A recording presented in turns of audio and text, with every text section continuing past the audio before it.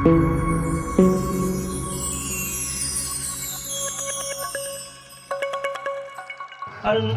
भक्ति रंग राचारे मन मेरा रेणी में सुख साचा। देखो दो तरह का भजन है,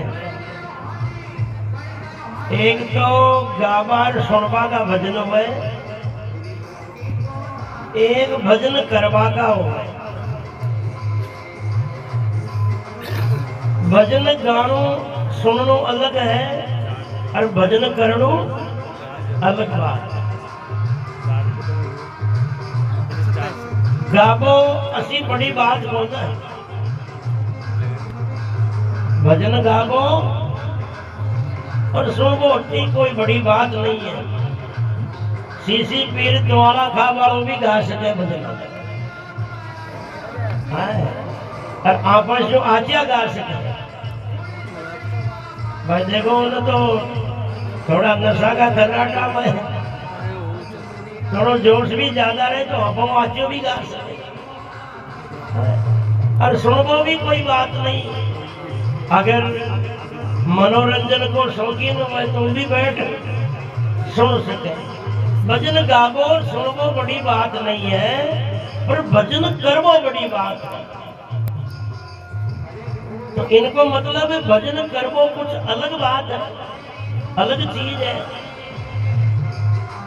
और जितना भी महापुरुषान है और शास्त्रा ने कियो है, भजन गावा के लिए नहीं कियो, भजन सुनवा के लिए नहीं कियो, भजन करवा के लिए कियो कि भजन कर। या कोई कह तो देखियो कि भजन गा है, क्यों नहीं कियो भाई भजन गा, यूं क्यों कि भजन कर। और भजन करवा के लिए कोई व्यवस्था की, कोई साधन की, ढोलक बाजा पेटी ढोलक मजीरा की जरूरत न पड़े। भजन करवा के लिए न पड़े, भजन गावा के लिए पड़े।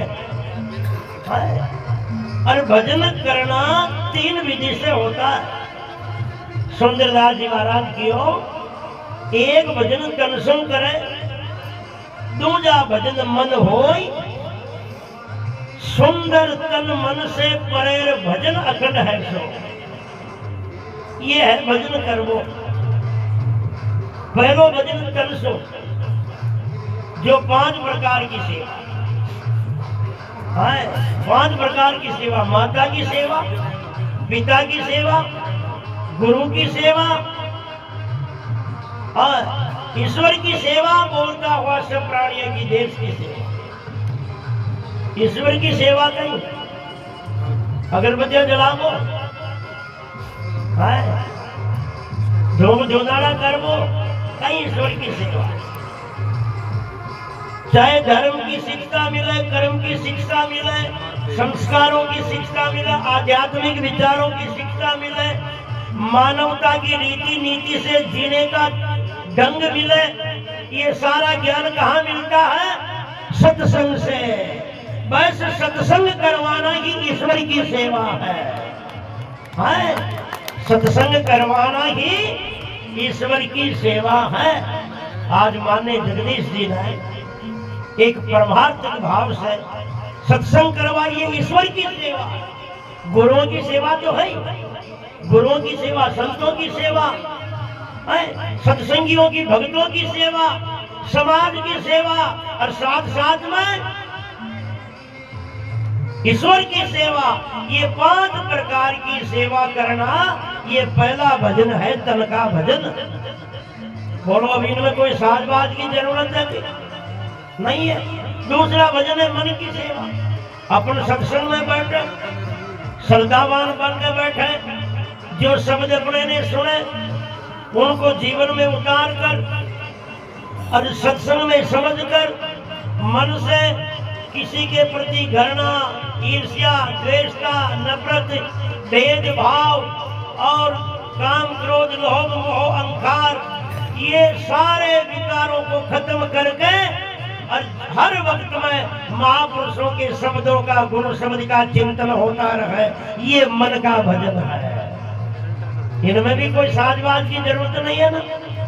तीसरा, तन मन से भी परे भजन।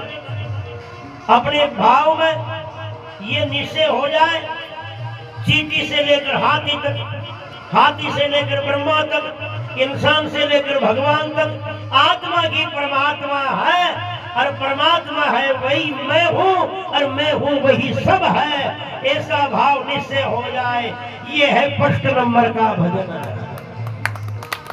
ये है फर्स्ट नंबर का भजन। तो ये 3 भजन है। यह न साजबाज की जरूरत, न साउंड पांडाल की जरूरत, न गावा बजावा की जरूरत, और ये 3 ही भजन जीव के भलो होवा का है। गावा का भजन जो पार पड़वाली नहीं है। 5-7 साकी कही पद गाए दस दोई, दरिया कारज ना सरेरे पेट भराई हो। और गावा का भजना में भी देखो, ये गावा का भजन भी सार्थक है, ऐसी बात नहीं है। मगर कब सार्थक है, किस उद्देश्य से गा रहा है? 2 के लिए गाते इंसान, एक तो किसी को रिझाने के लिए गाया जाता, एक तो जनता को रिझाने के लिए गाया जाता, एक जनार्दन को रिझाने के लिए गाया जाता, एक किसी के मनोरंजन के लिए गाया जाता है और एक किसी के मनोमंजन के लिए गाया जाता है। जो अगर किसी के मनोमंजन के लिए गा रहा है, किसी के उद्धार के लिए गा रहा है, अपनी वाणी शब्दों से किसी के जीवन सुधार के लिए गा रहा है, तो उनका गाना सार्थक है। वरना साजबाजों की तान मान तक की जिनका उद्देश्य सिमटा है राग रागनी तक लोगों के मनोरंजन रिझाने तक ही, तो उनका गाना कोई काम का नहीं है। राग वही जिम राम बसे, ध्यान वही जो धनी के घरे को, त्रिया वही पति संग चले, पुत्र भी वही जो पिता के कहे को, हीरा वही घन चोट सहे, कलंग वही जो कलेजे लगे को, सुख में मित्र 1000 बने, पर मित्र भी वही जो भीड़ पड़े को। इसलिए जो जीवन सुधार के लिए गा रहा है, लोगों के कल्याण के लिए गा रहा है, उसमें चाहे राग की इतनी विशेषता मत हो, तान मान ताल स्वर की या राग रागनी की इतनी है या मत हो मधुरता, मगर जिनके शब्दों में सार है, जिनकी वाणी में सिद्धांत है, कोई ज्ञान का रहस्य है, उनका ही गाना सार्थक है। एक बार मीरा गा रही थी वृंदावन में, एक दोपहरी के टाइम में एक वृक्ष के नीचे बैठी बैठी, उन वक्त में एक बहुत बड़े संगीत के सम्राट थे तानसेन, वो निकल के जा रहे थे ना, तानसेन निकल के जा रहे थे, मीरा का भजन सुना। जब भजन पूरा हुआ, तानसेन ने मीरा को जाके कहा, मीरा आप गा तो रही हो मगर राग में नहीं गा रही हो। कहीं क्यों? मीरा आप गा तो रही हो पर राग में नहीं गा रही हो। थोड़ा मीरा कहीं जवाब दियो कि तानसेन आप सही कह रहे हो, मैं राग में थोड़ी गा रही हूँ, मैं तो महापुरुषों के, गुरु के, भगवान के अनुराग में गा रही हूँ। राग में गाने वाला तो लोगों को रिझाता है, मगर अनुराग में गाने वाला प्राणी कितने लोगों का भला कर जाता है, कितने लोगों का कल्याण कर जाता है। अरे जिनके राग होता ना, उनके तो डर होता, मगर अनुराग होता है उनके तो दुनिया में, अरे लोगों का तो क्या, दुनिया में लोगों का तो क्या, पर राजा महाराजा बादशाहों का भी भय नहीं होता है, यमदूतों का भी डर नहीं होता। एक बार तानसेन गा रहे थे, बादशाह अकबर सुन रहे थे बैठकर। लोग जब तानसेन गाने लगते तो लोग मस्ती में झूम उठते, कोई नाच रहा है, कोई गर्दन हिला रहा है, कोई ताली बजा रहा है। तो बादशाह अकबर ने सोचा कि ये सारा ही मस्ती में ही है, कोई एक्टिंग भी कर रहा है, यो आनंद समझ नहीं आ रही हो तो कोई नकल कर रहा है। बादशाह अकबर ने तानसेन को कहा, थोड़ा रुको, रोक कर फिर लोगों में आदेश आवाज दे दी, अगर के किसी ने ताली बजाई तो हाथ कटवा दिए जाएंगे, अगर कोई नाचने लगा उठकर तो मस्तिष्क कटा दिया जाएगा, कोई गर्दन हिलाई तो मस्ती कटा दिया जाएगा। और फिर कहा तानसेन को अब गाना शुरू करो आपका सत्संग। जो ही तानसेन ने गाना शुरू किया और जो केवल नकल करने के लिए बैठे थे ना मनोरंजन के लिए, वो तो जानिया के ताली बजाई रात कटिया है, गर्दन हाथीर मातो कटियो, नाचवा लाग्या जड़ा भाड़ गियो। वो एक्टिंग वाला मनोरंजन वाला नकल वाला तो चुपचाप बैठिया, और जिनके अनुराग का राग नहीं अनुराग का, वो तो भूल गए कि अभी बादशाह ने क्या क्या कहा है। उन बात को भूल गए और वही गिरदने हलने लगी, वही तालियां बजने लगी और कोई वही उठ के नाचने लगे। मगर गिने चुने लोग ही, जब बादशाह ने कहा कि सच्चा रंग मात्र इनके ही था, बाकी ये सब एक्टिंग कर रहे थे, अपनी दूसरों की नकल कर रहे थे। इसलिए जिनके अनुराग होता है, अनुराग का अर्थ होता भक्ति। हाँ, अनुराग का अर्थ होता भक्ति। जिनके अनुराग था ना, वही कुर्बान हुए दुनिया में। अपने एक पद आता न, चेतन भारती गुरु शरणागत, पद पंकज अनुरागे, भारती पूर्ण भेंट चढ़ाऊं, शीश गुरु जो मांगे, अरे भक्ति रंग बिरला के लागे। काम कठिन भक्ति का जग में और बहुत रपट गए आगे, और यो भक्ति रंग बिरला के लागे।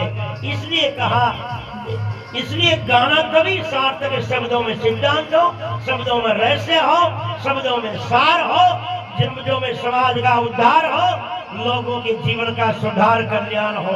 इसलिए आगे बढ़े स्मृति में आता है, वीणा वादन तत्व के श्रुति जाति विशारद तालके च प्रयासेन मोक्ष मार्गम गच्छेति। अरे संगीत ऐसी चीज है जैसे कैप्सूल के ऊपर कंपनी चिल्ली चढ़ाती है और उसके अंदर दाने होते हैं।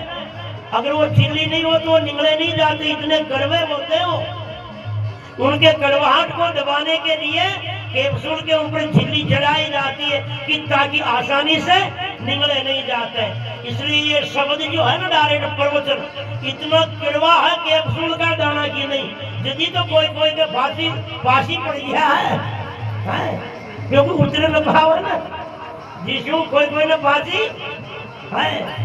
फांसी हो गया ना, गरगनी पड़ गया, फांसी पड़ गया।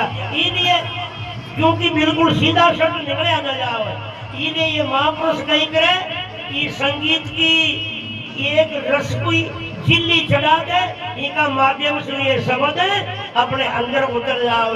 अब देखो, दवाई जोरी से उतारो चाहे राजी उतारो, जो अंदर उतर जाती है वो अपना असर किए बिना रहती नहीं है। इसलिए राग से सुनर उतार लो और चाहे प्रवचनों से सुनर उतार लो, मगर जो समझ अंदर जाता है वो अपना असर किए बिना रहता नहीं है।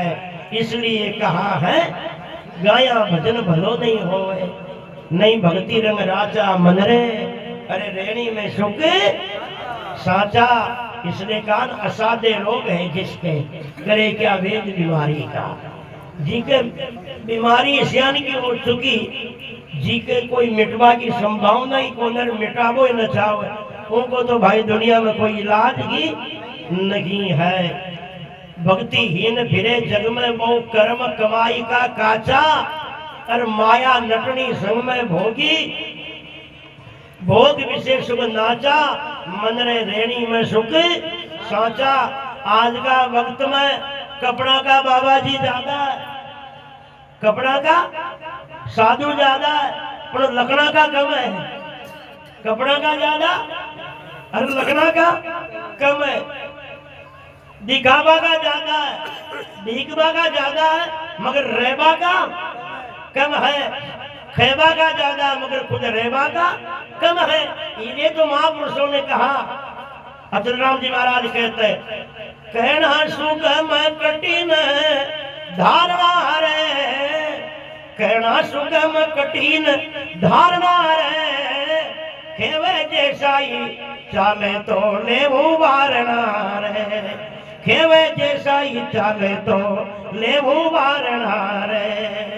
है। अपने एक पद में आता है, अरे बातों में सार में कहीं मारा बीरा रे, रेणी बिन कहनी काची। कहनी कितनी आसान है, कहनी शिखर से शिला गुड़ाना और रेणी शिखर पे शिला चढ़ाना है। कहनो तो आसान है, डोंगर के ऊपर से भाटा ने नीचे गुड़ाबो, 1 क्विंटल को भी हो तो अकेलो भी थोड़ो ठल्लो दे नीचे गुड़ा दे, वहां कोई बहादुरी थोड़ी है। मगर रेबो नीचे सु पत्थर ने भाटा ने लेर डोंगर के ऊपर चढ़बो। अब नीचे सु तो 10 किला को लेर चढ़े, उन्हीं तोड़ पड़ेगा कितनो दोरो है कितनो कठिन है। तो कहना तो ऊपर से पत्थर गुड़ाना और रहना नीचे से पत्थर को ऊपर चढ़ाना इतना मुश्किल है, कठिन है। इसलिए कहा है खैबा का ज्यादा है और रेबा का कम है, दीखवा का ज्यादा है रे भाई, मगर अंदर का कम है। इसलिए कहा कि भक्तिहीन फिरे जग में बहु, कर्म कमाई का काचा, माया नटनी संग में भोगी। अरे भोग विषय सुख नाचा, मन रे रेणी में सुख साचा। भक्तिमान को फिक्र न तन की, कब हुर्त बिगड़े ढांचा। अरे भक्तिवान साधु ज्ञानी तो शरीर में भी गाय भैंस के गले पंडियोड़ी घंटी हुए न, उनके समान जाने। गाय भैंस के गला में घंटी बांध दे, उनके घंटी बांधती, उनका अभिमान ना हो भाई मारा गला में डाई जो पड़ी गयो आवे तो कड़ावड़। अरे वो फहराती 1 घंटा बाद में भी टूट पड़े तो भी वह बाजी ढूंढवा न जाओ करे ना हो कि मारो गहरू घटी गयो है।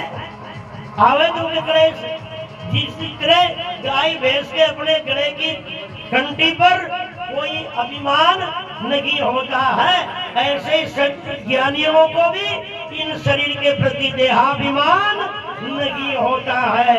क्योंकि ज्ञानी की तैयारी कंप्लीट होती है, इसलिए और तो और ज्ञानी तो मृत्यु को भी महोत्सव बना के जाता है, मृत्यु को भी महोत्सव बना के जाता है। लोगों का दुनिया में जन्मदिन मनाया जाता है, मगर महापुरुषों का तो जीवन में जाने का दिन भी मनाया जाता है, महोत्सव के रूप में मनाया जाता है। इसलिए कहा भक्तिवान को फिक्र न तन की, कब हुक बिगड़े ढांचा, ते सूरा रण में देख रिपू को, कब हुन देवक भाचा, मन रे रेणी में सुख सोचा। चाहे 10 आतंकवादी लड़ने आ जाओ, दुश्मन आ जाओ, मगर सेना का जवान बॉर्डर में खड़ा सामने ही जाता है, सीने में गोली खाना और गोली मारना मंजूर है, मगर पीठ मोड़ के भागता नहीं है। देखो दुश्मन सिख की छाती में वही चढ़ता जिनसे 3 का मोह हट जाता। एक तो धन से मोह नहीं, एक तन से भी मोह नहीं, और पीछे परिवार का भी मोह नहीं। उनके सामने कितना ही बड़ा दुश्मन हो, गना उठाए गिरा आजाद दादा जो लड़ पड़े है लड़वा, क्योंकि उनको मोह नहीं होता है। ऐसे संतों को भी ज्ञानियों को भी 3 का मोह होता नहीं है, इसलिए संत निडर होते हैं। बोलो इनसे ज्यादा क्या निडरता होगी। अरे दुनिया के लोग वीर हो सकते हैं, मगर आत्मज्ञानी तो महावीर होते हैं, जो दुनिया में भगवान मान के पूजे जाते हैं। जिनके सामने जन्म देने वाली मां नहीं जाती थी अंगुड़ी माल डाकू के सामने, उनको भी डर था कि उन्होंने 1000 लोगों की हत्या करने का संकल्प कर रखा है, 999 लोगों को मार चुका, एक ही बच रहा है उनकी गणित पूरी होने में। हो सके कोई नहीं मिले, अपन ही चले जाए तो अपन को ही मार दे। जन्म देने वाली माँ को डर था, उसके सामने सीना तान करके महात्मा बुद्ध पहुंचे हैं, और महात्मा बुद्ध पहुंचे हैं। ऐसे खतरनाक डाकू को आधे घंटे में समझा करके दादागिरी से नहीं नेतागिरी से, भाव से, प्रेम से, ज्ञान से चरणों में नाक रगड़ाया है, झुकाया है। है। ये संतों की शूरवीरता है। इसलिए तो कहा अंगुली मार एक डाकू महात्मा बुद्ध से अड़के झुका जगमार चरणों में। और झुकाना हो तो ऐसा हो अजब है चोट शब्दों की निशाना हो तो ऐसा हो। फिर कहा रे भाई कि हाँ जीवन मुक्त रहे, जीवन मुक्त रहे निज पद में, मिथ्या भाव रहे मिथ्या में और विषयों से मन खाता। यही ज्ञान और वैराग्य की पराकाष्ठा है। क्यों? नकली को नकली समझे, असली को असली समझे, असत्य को सत्य, सत्य को सत्य समझे। ये तो ज्ञान है। ज्ञान का अर्थ ही है जो जैसा है उनको वैसा समझ लो। अरे जेवड़ी को अंधेरे में पट खा के पड़ी हुई है तो सांप समझ लिया। अब सांप समझना अज्ञान है और उजाला करके जेवड़ी को जेवड़ी समझ ले, ये ज्ञान है। इसलिए सत्य तत्व केवल आत्मा है। आत्मा का स्वरूप ही परमात्मा है। तो परमात्मा आत्मा ही सत्य है।